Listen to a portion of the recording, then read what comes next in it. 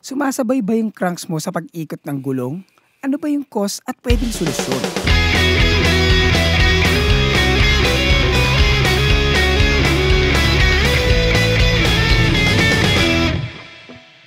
Nag-start yung problema ko na ito nung sinubukan kong bumili ng bagong hub. Naintriga kasi ako. 6 poles, 3 teeth, tapos ang mura. You can buy it kahit rear lang. So naisip ko, bakit hindi ko siya subukan? So bumili ako. Okay naman yung rear hub. Maganda yung engagement, malakas din yung tunog. Maraming tao gusto niyan, yung malakas ang tunog. But not me. Pero okay naman yung hub. Yung problema lang talaga, sobrang tigas ng poles, kaya sumasabay yung crank sa ikot ng gulong. Though, notorious naman talaga yung Hasen Pro 7 na ganito. Actually, may isa pa na ganito, yung tangke yata. Though hindi ako sure doon, narinig ko lang yon. Pero yung Hasen Pro 7, I can confirm matigas talaga. So ano ba yung solusyon na ginawa ko? Talakayin ko na rin yung ibang reason kung bakit nagkakaganyan habang ginagawa natin yung solusyon. So ang isa sa mga problema ay malambot yung spring nung RD. Usually, yung mga budget na RDs, malambot talaga ang spring niyan. Sa case ko, naka-fuse ako na U8000 series. So pag inon ko na yung clutch niyan, bang tigas na yan. Nairide na nga namin nila Papa Jesus dyan to sa Timberland at nagawa naman ng RD clutch yung trabaho niya. So hindi yan yung reason kung bakit sumasama yung crank ko sa ikot ng gulong. Pero sa iba, pwedeng maging reason yan. So tinanggal muna natin yung gulong para makita natin yung pinaka-problema ng hub. So ang tools na kailangan mo ay syempre yung lock ring remover, yung pinaka-lever para maikot mo yung lock ring remover, at syempre chain whip. Celebrate small or big wins with your special ones. Come to Brew Brothers Cafe, your destination for celebration. So tatanggalin lang natin yung pinaka-cogs natin para makita natin yung free hub. Alam ko na rin naman yung problema natin na nandun sa mga poles kaya kailangan nating makita yung pinaka-free hub natin. So pag natanggal mo na, pwede mo nang bunutin yung pinaka-end cap at bunutin yung mismong free hub. Eto, sinadya kong lagyan ng maraming grease para makita nyo kasi isa yun sa mga pwedeng problema.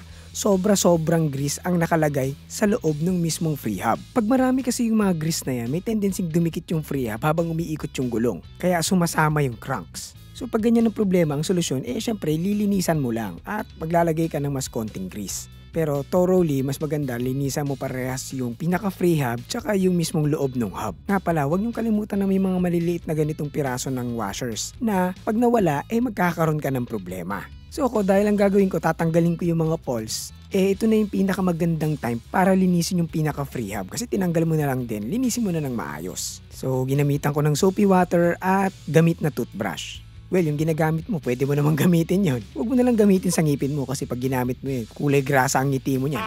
So, tinanggal ko yung pinaka-plastic na parang lock ng mga poles at nilinis ko na rin yan. Tapos, inisa-isa ko nang tinanggal yung mga poles para malinis ko ng maigi yung loob tsaka yung mismong mga poles and springs. So, pwede mong gamitan ng mga matutulis na bagay or precision screwdriver. Actually, pwede mo namang kamayin yan pero mas madali pag gamitan mo ng tools.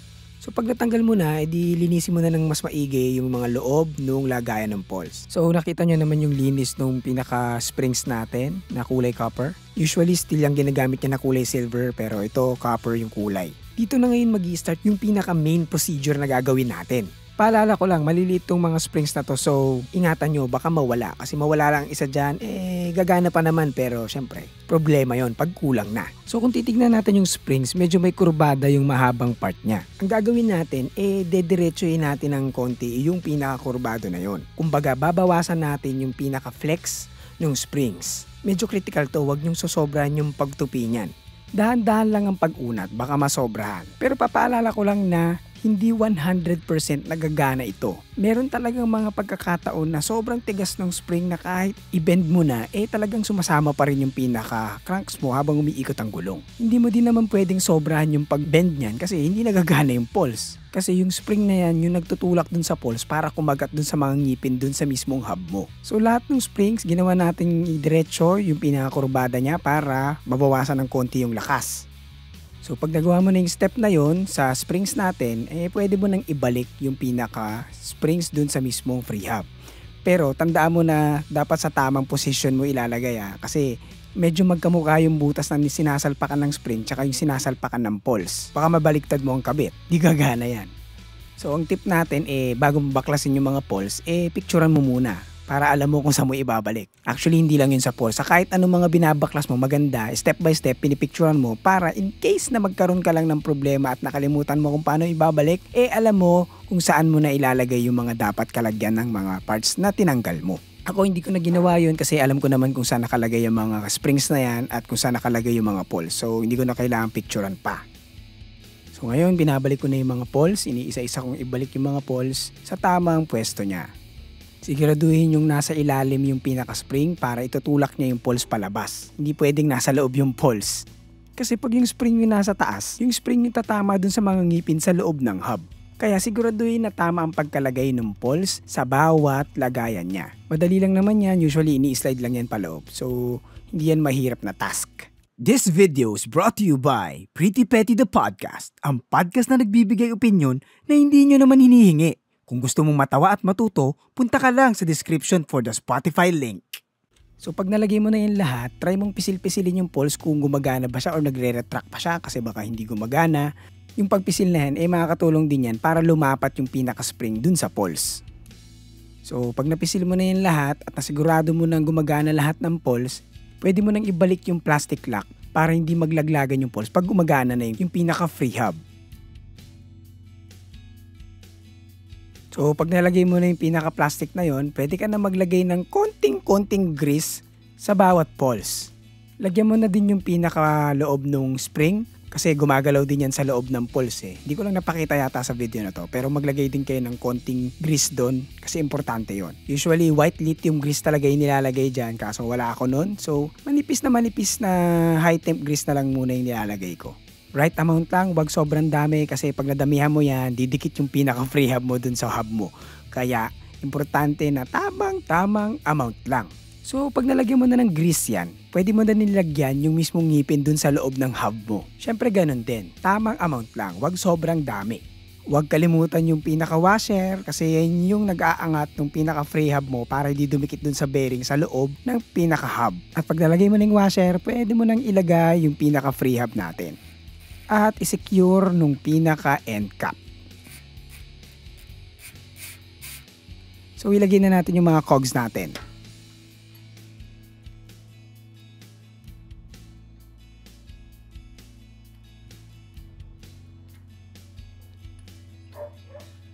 At gamit yung tool, pwede na nating higpitan yung pinaka-lock ring. Siguraduhin mahigpit, baka kumalas yung lock ring na yan habang umaandar ka, medyo problema yun pag nangyari. Naghahanap ka ba ng bagong bike? Meron tayong 500 peso off discount pag bumili ka ng bike or bike frames dito sa website ng RD Cycles. Alam ko madalas free delivery pa sila nationwide. So huwag kalimutan ilagay mo Forever Bike Noob sa checkout para sa 500 peso off discount. At pag nakabit mo na yung cogs, pwede mo nang ibalik yung pinakagulong mo sa frame. Siyempre, tinest ko na kung gumagana ba yung ginawa natin. At lo and behold, gumana naman. Pero sabi ko nga kanina, hindi 100% gumagana to. Minsan talagang sobrang tigas lang talaga ng mga spring ng hubs. Hindi mo naman pwedeng sobrahan yung pagka-bend ng mga spring na yon kasi pag nasobra mo naman, baka hindi naman gumana yung pinaka-pulse. Minsan trial and error din, baka kulang pa yung pag-bend mo dun sa mga springs kaya malakas pa rin yung tulak niya dun sa pulse. So pwede mong ulitin lang yung procedure hanggat makuha mo yung resulta. Pero pag nasobrahan mo naman yung pag-bend ng springs, meron namang solusyon, ibalik mo lang. So kung bumili ka man ng hubs na ito at nagkaroon ka ng ganyang problema, at least alam mo na yung gagawin mo. Ililink ko na lang yung mga ginamit kong tools sa description. About naman sa hubs natin, okay naman yung hubs, yun lang talaga yung naging problema ko dyan, pero nasolusyonan ko din naman. So kung gusto mo yung hub na to, ililink ko na lang yan sa description. At nandyan din pala sa description yung FB ko at Instagram, follow nyo ako dyan. At kung hindi ka pa nakasubscribe, ano pang inaantay mo? Mag-subscribe ka na para sa mga susunod na videos gaya nito. Ako nga pala si Nat na nagpapaalalang manatiling bike lumabang buhay para tuloy-tuloy lang ang paso ng kaalaman. Alam!